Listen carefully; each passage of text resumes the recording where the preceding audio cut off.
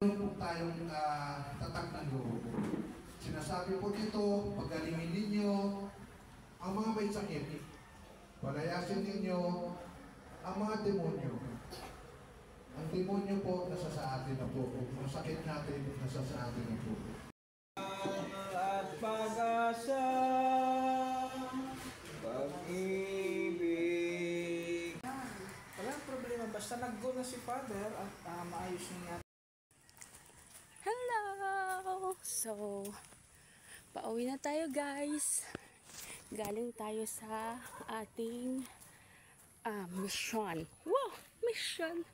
So, galing ako sa aming kapilya kanina. Kapilya ng Banal na Pamilya. And sinamahan ko ang mga layman para bigyan ng aking father ng communion since nagkasakit nga siya and hindi naging aktibo sa pag-church. Isa rin siya sa mga layman pero hindi pa siya makakapag fulfill ng duty niya as layman kasi nga may sakit pa siya. So pumunta yung mga kasama niya layman para bigyan siya ng communion service. Yan. So nature tripping tayo guys. Wow, init. Look at the sun. Isn't it clear?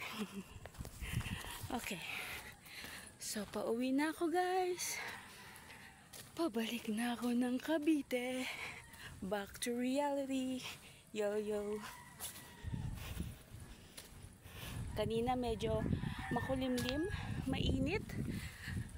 Ngayon mainit. Kanina makulimlim eh. Pero tapos na kasing umulan kanina. So ngayon, hindi ko sure kung uulan ba ulit. Kasi maghahapon na oh. Magpo-4 na. So shoutout nga pala kay Tita Diding na nagbigay ng pasalubong. Fresh from Portland. Thank you so much. And belated happy birthday. Love you, Mama Chup Chup. So,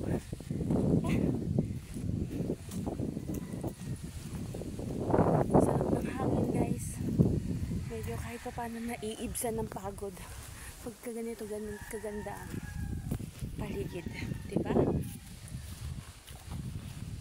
Agree ba kayo? Okay. So, itong lugar na to pinagis na namin lugar no? Maliit pa ako. Siguro naalala ko mga grade 6 pa ako. Ito, ganito kalayo nilalakad namin papuntang school, papuntang church or kapilya. Kaya hindi kami ubis ng mga time na yun. Ngayon, ang hirap maglakad pag ganito ka kataba, tapos ang layo na nilalakad mo. But how I wish maging okay yung timbang ko eventually balang araw. Kasi ang hirap din kasi kapag sobrang laki natin guys, ang hirap dalhin sa sarili, diba? Busog pa ako kasi kumain ako ng lunch sa aming bahayan kasi nga birthday ni Tita Diding. Oh, look at that. Today 360 degrees. Diba? Ang ganda.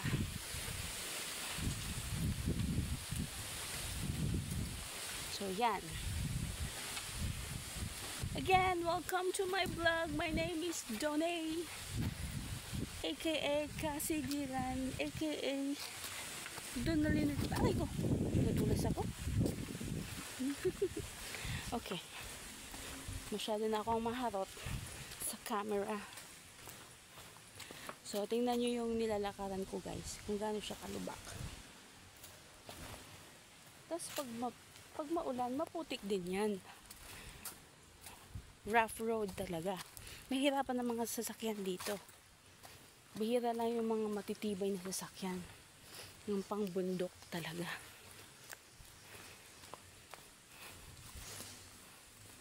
kung pogi yung sasakyan mo, dapat matibay din sa mga ganitong klaseng rough road. Heavy duty dapat.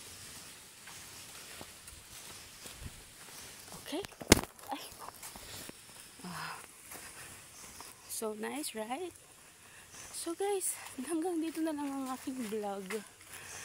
Malapit na akong doon sa kaya ng tricycle. So medyo siguro mga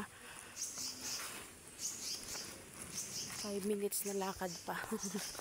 Malapit na yun. Diba? Approaching the mini rainforest here at Sitio Yapak. So guys, bye-bye na.